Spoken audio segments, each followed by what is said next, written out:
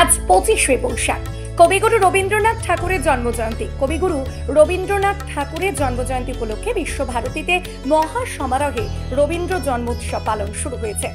রীতি মেনে এদিন ভোর 5টায় গৌর প্রাঙ্গণে বৈতালিকের মধ্য দিয়ে কবিগুরুর জন্ম উৎসব পালন শুরু হয়।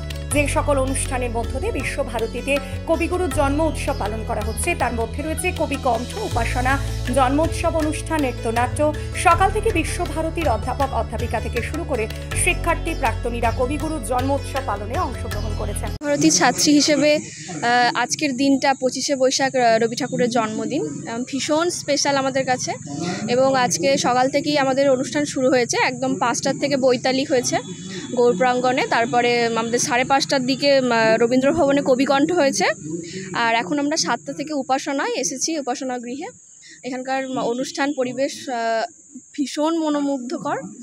আর তারপরে আবার মাধবী বিতানে 9টার থেকে অনুষ্ঠান আছে, আর সন্ধ্যায় 7টার থেকে তাসের দেশ নাটকটা উপস্থাপন করা হবে।